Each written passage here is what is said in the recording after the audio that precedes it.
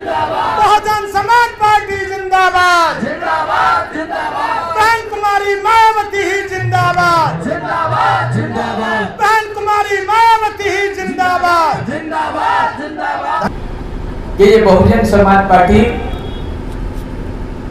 एक राजनीतिक दल ही नहीं है।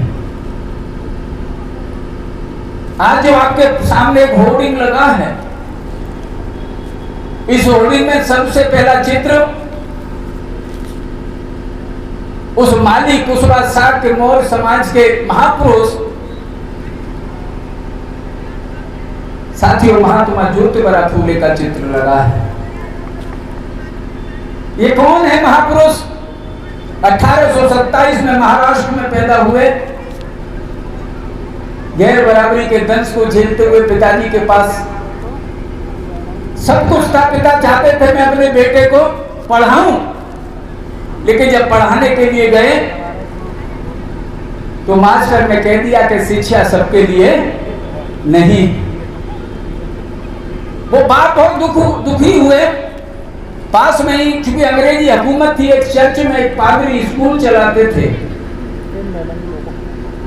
चर्च में एक पादरी, कुछ मत कहो, चर्च में पादरी स्कूल चलाते थे। वहां उन्होंने अपने बच्चे का एडमिशन कराया और महात्मा ज्योतिबा फूले पढ़े। और जब वो पढ़े, आगे बढ़े, तो उन्होंने कहा भाई इस देश में शिक्षा से बड़ी कोई चीज नहीं है। वो हमेशा कहते थे कि शिक्षा बिन मति गई, मति बिन नीति गई, नीति बिन गति गई, गति बिन अर्थ गया। और जिस व्यक्ति की महज ये सारी चीजें शिक्षा की वजह से चली जाती हैं, वो व्यक्ति इस देश में दास और गुलाम का जीवन जीता है। इसलिए जब बहुजन समाज पार्टी के संस्थापक मान्यवर साहब ने बहुजन समाज की नींव रखने की कोशिश की, तो इन महापुरुषों की एक विचारधारा शामिल की। तो बहुजन समाज पार्टी देखने में एक राजनीतिक दल है, लेकिन राजनीतिक दल के साथ साथ बहुजन समाज पार्टी एक सोच है, एक विचारधारा है, जिसको हम मिशन, मूवमेंट और कार्मा इस देश में कहते हैं। वो सोच और विचारधारा क्या है कि इस देश में लंबे समय तक लोगों को पढ़ने नहीं दिया, गैर बराबरी का आलम, एक व्यक्ति को सम्मान मिलता है, दूसरे को दुत्कार फटकार मिलती है।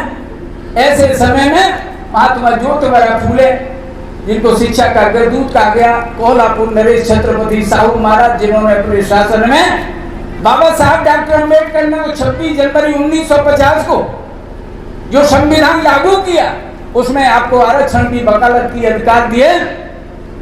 लेकिन साथियों, कोल्हापुर नरेश छत्रपति साहू महाराज ने 18 के दशक में अपने शासन में 50% आरक्षण इस देश के दलित, पिछड़े, गरीब लोगों के लिए देने का काम किया।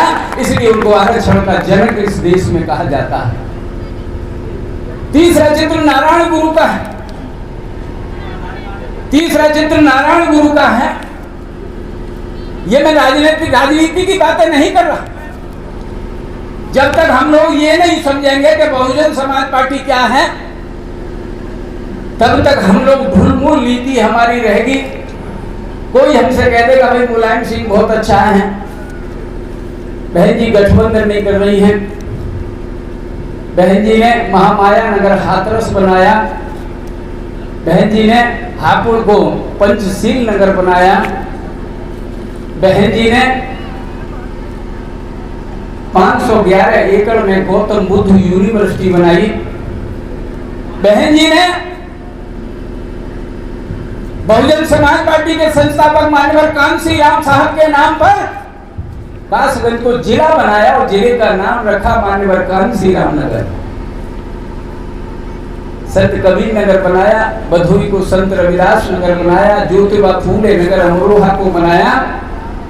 ये कौन महापुरुष थे दलित और पिछड़े, जिनकी विचारधारा को बहन जी ने बढ़ाने का काम किया। लेकिन जब आपकी सरकार गई और दूसरी सरकार आई, तो आपके महापुरुषों का अपमान करने का काम इस देश में उस पार्टी ने किया। एक तरफ बहन जी स्मारक बनाती हैं, एक तरफ बहन जी स्मारक बनाती हैं, बाबा साहब डॉक्टर भीमराव अम्बेडकर स्मारक, मान्यवर कांसी राम स्मारक, और दूसरी तरफ मरहूम मुलायम सिंह यादव कहते हैं कि बहन जी ने 81 के अड्डे तैयार इस देश में किए। क्या ऐसे लोगों के साथ बैठ जाना उचित है? क्या ऐसे लोगों के साथ हमने गठबंधन किया है? सारी चीजें चली हैं, लेकिन साथियों जब विचारधारा की लड़ाई आती है तो इस देश में बहुजन समाज पार्टी है जो विचारधारा पर चलती है। बाबा साहब डॉक्टर भीमराव अंबेडकर जी से बहुत सारे लोगों ने एक प्रश्न किया, ये बाबा साहब इस देश में सबसे बड़ी ताकत क्या है? कुछ धार्मिक लोग थे, उलेमा थे, कुछ शंकराचार्य थे। डॉक्टर अंबेडकर से पूछा कि इस देश में सबसे बड़ी ताकत क्या है? उनका इशारा भगवान की ओर था, भाग्य की ओर था। डॉक्टर अंबेडकर ने लपे तुले शब्दों में कहा कि इस देश में political power is the master की। इस देश में राजनीतिक सत्ता से बड़ी कोई ताकत नहीं है। आज प्रमाण है कि 500 साल पुराना मुकदमा उसी सत्ता की वजह से निबट गया और 22 तारीख को मंदिर का अनावरण हो रहा है, ये ताकत की वजह से। इसलिए साथियों डॉक्टर अंबेडकर ने जो कहा, छत्रपति साहू महाराज नारायण गुरु, साथियों वंचित समाज में रहने के बाद आज केरल भारत का पहला राज्य है। एक अछूत समाज के में पैदा हुए नारायण गुरु ने अपने प्रयास से केरल में तमाम स्कूल, कॉलेज, यूनिवर्सिटी का निर्माण किया। बात आती है बाबा साहब डॉक्टर अंबेडकर की, मैं ज्यादा नहीं कहना चाहता, मुझसे ज्यादा विद्वान बैठे हैं, बड़ी बड़ी संस्थाएं हैं, बहुत सारे लोग हैं, पढ़े लिखे लोग हैं, लेकिन साथियों मैं एक बात आपसे अवश्य कहता हूं कि हम बाबा साहब नहीं बन सकते, बाबा साहब के पैरों की धूल नहीं बन सकते, क्योंकि हमारे तन पर जो आज कपड़े हैं, हमारा जो मकान है, हमारा जो अच्छा रहन सहन है, इसके लिए बाबा साहब ने अपनी औलादों को इस देश में खोया है। इसके लिए बाबा साहब ने अपनी औलादों को इस देश में खोया। क्या दुनिया का इतना बड़ा विद्वान व्यक्ति अपने बच्चों का इलाज नहीं करा सकता था? करा सकते थे। उन्होंने कहा कि मैं करा सकता था, लेकिन अगर मैं इलाज में लग जाता तो तुम्हारे हक और अधिकार की लड़ाई इस देश में कौन लड़ता? मेरा एक परिवार समाप्त हुआ है, खराब हुआ है, लेकिन आज आपके मेरे प्रयास से इस देश में आपको जो हक और अधिकार इस देश में मिले हैं, जिससे आपका भी बेटा बेटी पढ़ेगा, वो भी आगे बढ़ेगा, इस देश की राजपाट, इस देश की ब्यूरोक्रेसी में उसका भी एक हिस्सा होगा। ये डॉक्टर अंबेडकर ने साथियों कहा। वो डॉक्टर अंबेडकर जब आजादी की लड़ाई लड़ी, बहुत सारे मसले हुए। कांग्रेस के बारे में बहन जी कहती हैं, बीजेपी के बारे में भी कहती हैं, वो कहती हैं कि ये दोनों एक टीम है, कांग्रेस और बीजेपी एक टीम है। जब कांग्रेस वजूद में आएगी तो बीजेपी में से टूट के कुछ लोग कांग्रेस में आ जाएंगे, और जब बीजेपी बढ़ेगी तो साथियों कांग्रेस में से बहुत सारे लोग टूट के बीजेपी में आ जाएंगे, क्योंकि इनकी इस देश में एक ही विचारधारा है कि इस देश का 80-85% जो शोषित है, दबा कुचला गरीब है, उपेक्षित है, उसको इस देश में हक और अधिकार नहीं दिए जाए। ये बहुजन समाज पार्टी, बाबा साहब 6 दिसंबर 1956 को हमारे बीच से गए। उससे पहले 1952 में, मैं ये बात इसलिए कहना चाहता हूं कि हमको देखना चाहिए, हम बाबा साहब को मानते हैं, लेकिन बाबा साहब की बात को हम लोग नहीं मानते, कहीं ना कहीं नहीं मानते। डॉक्टर अंबेडकर जब आजाद भारत का पहला चुनाव जो 1952 में हुआ, उसमें बाबा साहब खड़े हुए। जिस कांग्रेस को 40 साल तक हमारे बुजुर्गों ने, माता पिता ने, बड़े भाइयों ने, जिस कांग्रेस को 40-45 साल तक इस देश में वोट दिया है, उस कांग्रेस ने बाबा साहब को अपमानित किया, उनको हराने का काम इस देश में किया, जिनका फोटो लगा के वो वोट आजादी के बाद में लेते रहे। 1952 में डॉक्टर अंबेडकर हारे, 1954 में फिर बाई इलेक्शन में खड़े हुए, फिर डॉक्टर अम्बेडकर हारे, बहुत दुखी थे, अपने मन से बहुत दुखी थे, पीड़ा थी।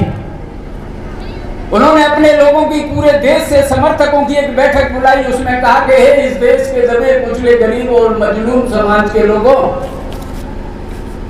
मैंने आप लोगों के लिए जीवन भर मेहनत की। आपके बच्चे पढ़े लिखे, आगे बढ़ें, आपका मानो सम्मान हो, इसलिए मैंने इस देश में अपने घर परिवार को देखने का काम नहीं किया। उन्होंने कहा कि मेरे जवान बेटे या बेटी इस देश में कुपोषण का शिकार होकर मरे। कुपोषण किसे होता है? इसको पौष्टिक भोजन नहीं मिलता है। बाबा साहब की धर्मपत्नी उपले थाप करके, बेच करके बच्चों का पेट भरती थी, क्षय रोग से पीड़ित थी, इस संसार से चली गई। उन्होंने कहा कि इस देश में मैंने आपके जीवन के लिए बहुत बड़ी कुर्बानी दी है। आज मैं आपसे एक बात कहता हूं कि अपना दल, अपनी पार्टी, अपना संगठन बनाओ। उनका इशारा अपने जीवन में आरपीआई उन्होंने बनाई थी, रिपब्लिकन पार्टी ऑफ इंडिया। उनका इशारा, जिसका चुनाव चिन्ह हाथी था और जिसका झंडा भी साथियों नीला क्यों मौसम हुआ करता था। बाबा साहब का इशारा था कि अपना दल, अपनी पार्टी, अपना संगठन बनाओ। अगर नहीं बना सकते हो तो जो बराबरी का दर्जा दे, जो सम्मान दे, उसके संग बैठ जाना, लेकिन इस देश में विश्वासघाती कांग्रेस पार्टी के 4 आने के सदस्य नहीं बनना। ये डॉक्टर अम्बेडकर ने कहा, लेकिन हमने क्या किया? बाबा साहब की बात सुनी, लाभ लिया, अम्बेडकर पार्क बनाई, बाबा साहब का स्टेच्यू लगाया और बाबा साहब की बनाई, अपने हाथों से बनाई गई रिपब्लिकन पार्टी ऑफ इंडिया को इस देश में समाप्त करने का काम हमने कर दिया। आज हम आपके बीच में सहयोग के लिए जाते हैं। 10 रुपए दीजिए, 20 रुपए दीजिए, 50 रुपए दीजिए, 100 रुपए दीजिए, 500 दीजिए, 1000 दीजिए, निवेदन करते हैं, आपको मनाते हैं। इसलिए चूंकि हमारे नेता ने कहा है कि मुझे इस देश के उद्योगपति से मदद नहीं लेनी, क्योंकि कांग्रेस और बीजेपी इस देश में उद्योगपतियों के द्वारा बनाई गई और चलाई गई पार्टियां हैं। बहन जी ने कहा, मैंने ये प्रमाण दिया है कि जिस दिन मेरी चाहे 95 में सरकार बनी, चाहे 97 में बनी, चाहे 2002 में बनी, 2007 में बनी, मैंने आपके आत्मसम्मान, आपके गौरव को बढ़ाने का सबसे पहले फावड़ा इस देश में आपके महापुरुषों के इतिहास को बनाने का काम किया। ये बहन जी,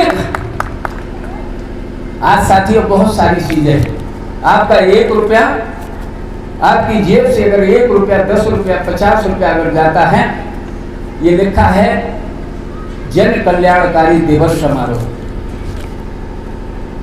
इससे पहले मनाया जाता था आर्थिक सहयोग दिवस समारोह, मनाया जाता था ना मासा, आर्थिक सहयोग दिवस समारोह। आर्थिक सहयोग का मतलब ये थोड़ा है कि आपसे अनाप शनाप पैसे लिए जाएं। आर्थिक सहयोग का मतलब है कि जो आज आपकी विचारधारा को लेकर के इस देश में जो पार्टी चल रही है, वो पार्टी मजबूत रहे, इसलिए आप 1-1, 2-2, 50-50, 100-100 रुपए इकट्ठा करके इस नीले झंडे की आन और बान शान को, जो मान्यवर कांसी राम साहब ने 1964 को अपनी नौकरी से इस्तीफा दे करके पहली बार जब बाबा साहब की उन्होंने दीना भाना वाल्मीकि के द्वारा किताब पढ़ी और 1964 में अपनी नौकरी से यह कहकर के इस्तीफा दिया कि जिस देश में डॉक्टर अम्बेडकर का सम्मान नहीं, मुझे ऐसे देश में नौकरी नहीं करनी है। 13 साल तक वो व्यक्ति कौन है? एक प्रथम श्रेणी का कर्मचारी। 13 साल तक वो व्यक्ति इस देश में गली मोहल्ले, गांव देहात, स्टेट दर स्टेट 13 साल तक उस व्यक्ति ने साइकिलें चलाई। 10,000 किलोमीटर साइकिल यात्रा माननीय कांसी राम साहब ने इस देश में की। है कोई नेता? और इस देश में साथियों जब उन्होंने आंदोलन चलाया, उन्होंने कहा कि 1 वोट 1 नोट। उसके बाद उन्होंने कहा कि माननीय बहन जी के वजन के मुताबिक थैली मिलेगी। आपने भी दी होगी मथुरा के लोगों ने। मान्यवर साहब के वजन के मुताबिक थैली लेंगे। बहन जी ने कहा पैसा हम कहीं से ले लेंगे, लेकिन फिर आदरणीय आर्यन आर्य जैसे लोग सांसद राज्यसभा के नहीं बनते, हम किसी उद्योगपति को दे देते, सारी हमारी समस्याएं हल होती। आदरणीय केजरीवाल ने वोट आपका लिया और 3 सांसद कौन बनाए हैं राज्यसभा के, आपके सामने। इस खबर को देखने के बाद क्या है आपकी राय, नीचे दिए गए कमेंट बॉक्स में दीजिए अपनी राय। ऐसी तमाम बड़ी खबरों को देखने के लिए जुड़े रहिए हमारे साथ। खबर अच्छी लगे तो लाइक कीजिए और शेयर कीजिए, और हाँ, चैनल को सब्सक्राइब कर घंटे वाली बटन को दबाना ना भूलिए। फिर आते हैं आपके बीच कुछ खास खबरों के साथ, तब तक के लिए नमस्कार, जय भीम।